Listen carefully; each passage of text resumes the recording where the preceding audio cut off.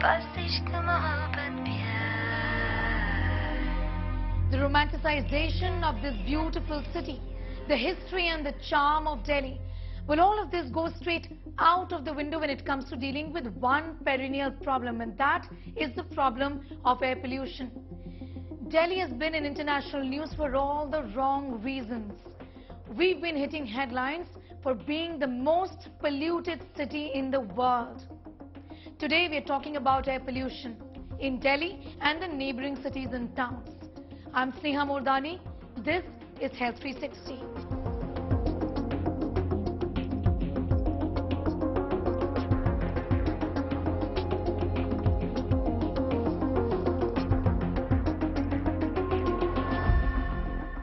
This is no less than a health emergency.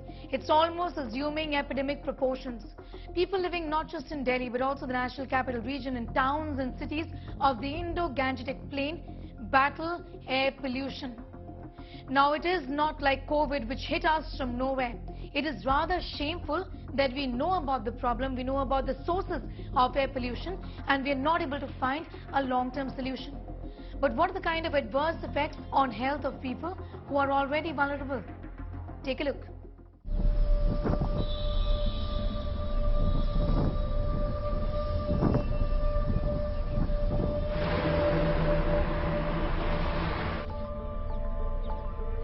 Air pollution is a silent killer. Pollutants travel to your arteries, brain, kill you slowly. In many, the impact is almost immediate and visible. Airborne particles found in haze, smoke and airborne dust present serious air quality problems. People with asthma are at a greater risk from breathing in small particles. Like in the case of Nitin Rawat, who suffers each time the air quality plummets. मुझे 5-6 सालों से asthma है, तो खांसी का बढ़ जाना, मेरी सांस में फूलना और जुखाम, आंखों से पानी आना, आंखों में जलन होना, तो ये सारी चीजें मुझे बहुत परेशान करती हैं. Doctors say there is a direct link. Hundreds of patients have pulmonary disorders, impaired lung function, worsened asthma. Stepping out of the house is akin to going to a battlefield when the air quality is poor. In the last 2 weeks, if I say, definitely there has been an increase in the patients who are suffering from breathing related issues. If you talk about the numbers, I would say around 30 to 40% of our OPD has increased, especially with the patients who are coming to us with breathing issues in these last 2 weeks. If somebody is having asthma, they are coming with complaints of worsening of their shortness of breath, they are having cough, they are having fever. And if those who are old, having COPD or any interstitial lung disease, they are coming with the acute worsening of their underlying lung disease. 4-year-old Abhinandan has not been going to school in spite of schools opening up. He is vulnerable to air pollution. His parents are already worried about the aggravated bronchitis he suffers from. Air pollution makes it worse. I have a 4-year-old son, and since the eve of Diwali, he's facing the problem of itchiness, redness in the eye, constant wheezing, coughing and breathlessness. So, and this is the problem that he's been facing constantly for past 3-4 years now, since we stay in this beautiful area called the Greater Noida West, which is full of construction all the time. The government has taken no initiative to help us, so we're like almost living on a site which is like a chimney. Abhinandan is one amongst the many children in Delhi suffering because of the abject failure of the Aam Aadmi Party government in Delhi and Punjab and BJP governments in Haryana and UP to keep the air in the region clean. There are several other sources of air pollution. Household exposures to dust mites and cockroach allergens and the irritant effects of environmental tobacco smoke contribute significantly to asthma morbidity. For indoor air pollution, I would say that if we can afford, we should use air purifier, because that is at least causing the decrease in the AQI, at least in the indoor air. Obviously, it won't affect your outdoor air pollution exposure, but at least the indoor air pollution exposure can be reduced with the use of an air purifier. And then for those outdoor air pollutions, for the patients who are suffering from chronic respiratory illness, I would suggest them not to go out early in the morning or late in the night, because that is the time when the AQI is at its peak. And for those who are normal without any chronic respiratory illness, they should not do any strenuous activity during early morning as well as during late night. Understanding the source of air pollution is the key. There is a lot that we can do to curb air pollution. The need is to do it now, so that living in Delhi-NCR is easier for patients like Nitin and Abhinandan. With Simranjeet Kaur Renu, Sneha Murdani in Delhi for India Today. It is not just affecting your lungs or causing you breathlessness. There is enough evidence and more to show that air pollution is actually causing a lot more damage to different organs of our body. Much more damage than we can actually imagine. In fact, there is evidence to now show that air pollution is also affecting the unborn child in the mother's womb. It's also leading to dementia. This report gives a sense of the kind of problems that air pollution is causing in the short run and in the long term.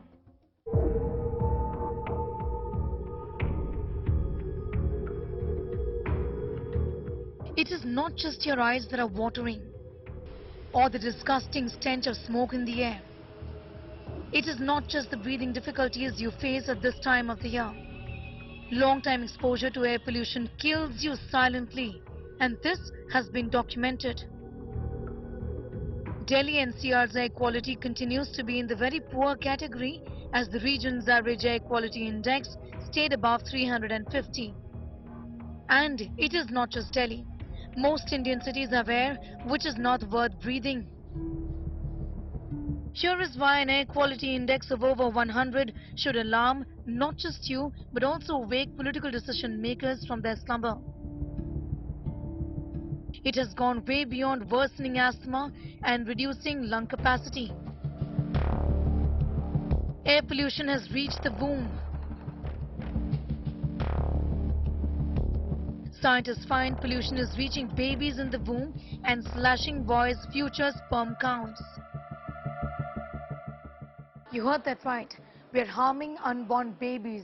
Man-made pollution is making unborn children very ill even before they've taken their first breath. Doctors for the longest time have believed that air pollution has an impact on fetal health, and this research, amongst many more, just validates those fears. Our next generation, even before it is born, is getting exposed to air pollution, and these particles pass through the placental membrane as early as the first trimester of pregnancy and lead to developmental issues with respect to the liver, brain, heart, and even later on leading to decreased sperm counts in these children. Air pollution is leading to heart attacks. A sudden increase in heart attacks, heart ailments, young Indians dying because of cardiac arrest has been noticed across hospitals in India, and doctors believe that this has a direct link with air pollution.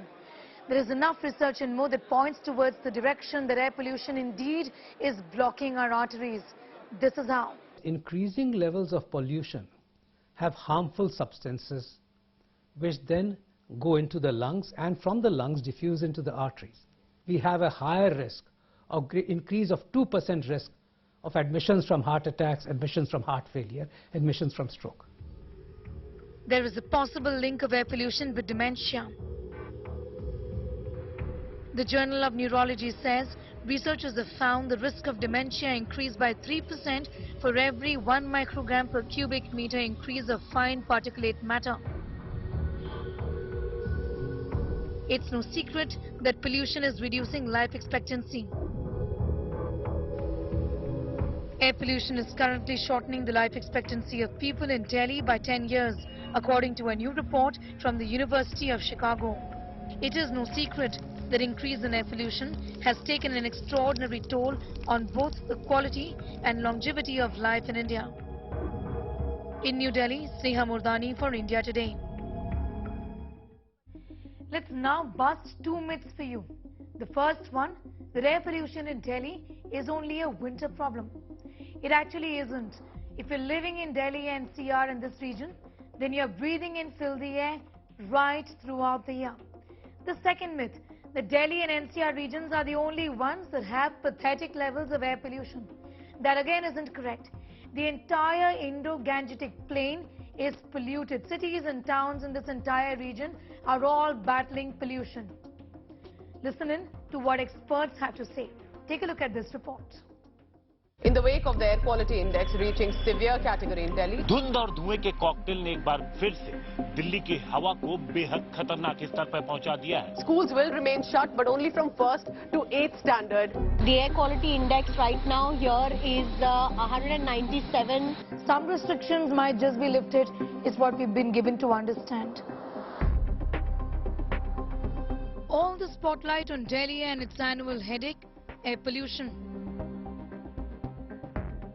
But to think that Delhi's air is breathable throughout the year and worsens only during Diwali and during winters is naive. This is a problem throughout the year. Throughout the year, the city has polluted air, whether it is poor or very poor or severe. Right now we are going through very poor, severe and severe plus category. So that's why the air pollution is visible. But during winters also we have very poor air quality. So this city, frankly speaking, across the year has some of the worst air quality in the world. Day after day, we are breathing in dirty, polluted air. While there was a downward trend following the national lockdown during the first wave of the COVID-19 pandemic, air pollution is now back with vengeance. India today has accessed the 5-year daily and monthly data to analyze how the situation has gone from bad to worse over the years, with the exception of the lockdown. These are figures January to May, when no one is talking about pollution. What is worrying is that so far this year, Delhiites have not experienced even a single day of good air quality. This year also saw the lowest number of satisfactory and moderate days in the last 5 years. 2020 was the best in terms of air quality, and that can be attributed to the national lockdown. Particulate matter, or PM 2.5, is the most talked about pollutant at this time of the year. But the fact is that there are way too many pollutants and many sources of these pollutants that actively contribute to air pollution in Delhi, NCR and many other cities actually throughout the year. For example, in summers, in Delhi, ozone pollution is the most deadly kind of pollution.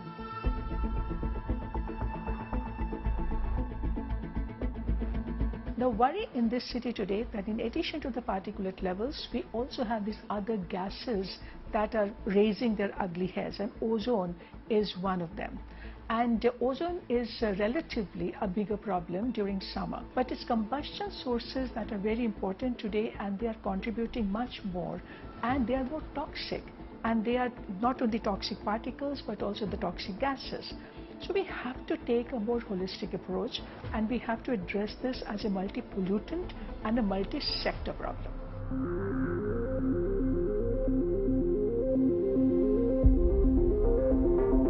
Experts say that overemphasis on vehicular pollution and stubble burning will not help the situation, given that pollution is a year-long problem. For example, this mount of garbage just behind me, which Delhi really is infamous for, is often on fire in Delhi city, and this happens many times throughout the year, not just during the winter months. This actively actually contributes to air pollution. The toxic fumes from here contribute to air pollution.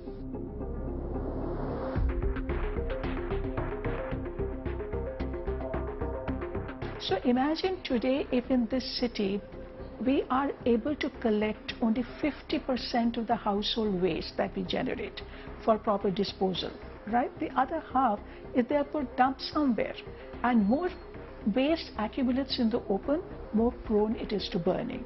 Plus the landfill, the mountains of waste that we have in the city, so many of them. So they also catch spontaneous fire. So the methane emissions, and they are, you can see on fire.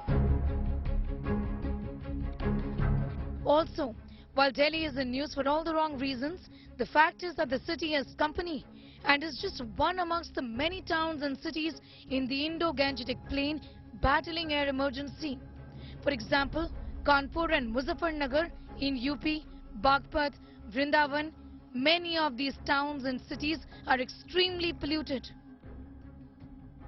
But the narrative that is there in Delhi right now has to be the narrative across the Indo-Gangetic plain. Similar kind of pollution is there in West Bengal, is there in Bihar, in Jharkhand. In fact, some of the most polluted cities right now, apart from Delhi, is in Bihar and UP. Now, unless and until you have this narrative going across Indo-Gangetic plain, where states can come together and work, and mind you, this pollution problem will not be solved without a cooperative arrangement between states, because each state is polluting each other right now. It is clear that conversations around air pollution, solution hunting, has to be a year-long process, not just a winter one. Pollution isn't a winter problem. In New Delhi, Sneha Mordani for India Today.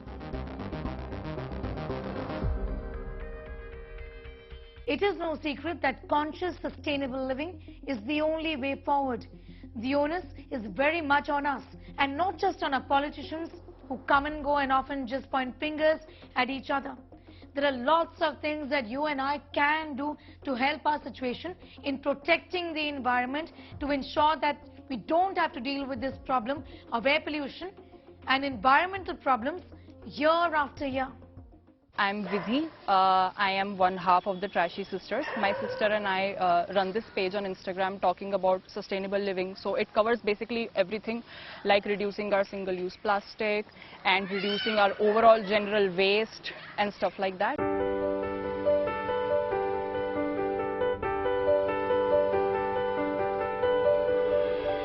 Sustainable living is basically living in a way that we do not over-consume our resources, so that it also stays for the future generations to use. So that basically requires heavily depending on renewable sources of energy and using reusable stuff instead of use and throw items that can create a big garbage crisis and a trash problem that is already pretty much prevalent in Delhi and all over the world right now. Home decor made of recycled products, compost from vegetable peels, or byproduct wastewater from an RO. A zillion ways to ensure sustainability.